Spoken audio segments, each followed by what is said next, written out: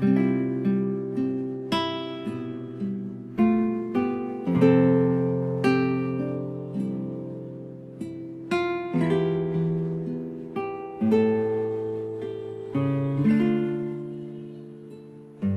mabuting balita ng Panginoon ayon kay San Lucas. Noong panahong iyon, ang Panginoon ay humirang pa ng 72.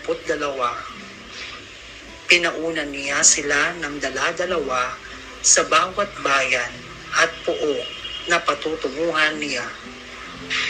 Sinabi niya sa kanila, "Sagana ang aanihin, ngunit kakaunti ang mga manggagawa. Idalangin ninyo sa may-ari na magpadala siya ng mga manggagawa sa kanyang bukirin.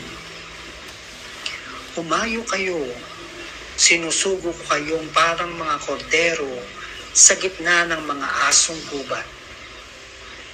Huwag kayong magdala ng lukubutan, supot o panyapak. Huwag na kayong titigil sa daan upang makipagbatian kanino man. Pagpasok ninyo sa alinmang bahay, sabihin muna ninyo, maghari nawa ang kapayapaan sa bahay na ito. Kung maibigin sa kapayapaan ang nakatira roon, sa kanila ang kapayapaan. Ngunit kung hindi sila magkakamit nito. Manatili kayo sa bahay na inyong tinutuluyan. Kanin ninyo at inumin ang anumang idudot sa inyo, sapagkat ang manggagawa ay may karapatang tumanggap ng kanyang upa. Huwag kayong magpalipat-lipat ng bahay. Kapag tinanggap kayo sa anumang bayan, kanin ninyo ang anumang ihain sa inyo. Pagalingin ninyo ang mga may sakit doon at sabihin sa bayan, nalalapit na ang paghahari ng Diyos sa inyo.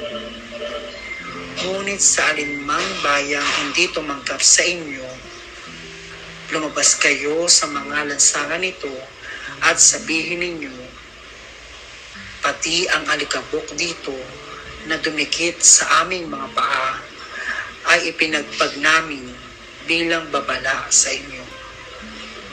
Ngunit pagkatandaan ninyo, nalapit na sa inyong ang paghahari ng Diyos.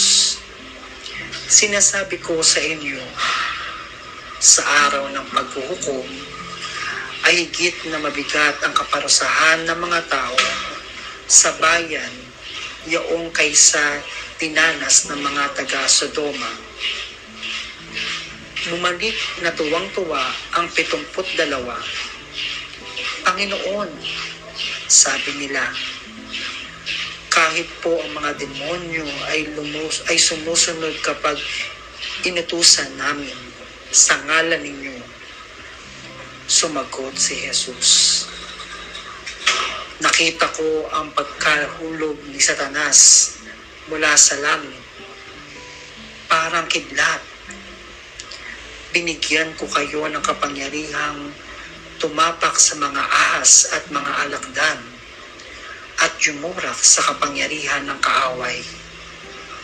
Walang makapipinsala sa inyo. Gayunman, mag-alak kayo, hindi dahil sa suko sa inyo ang masasamang espiritu, kundi dahil sa nakatala sa langit ang pangalan ninyo. Ang mabuting balita ng Panginoon.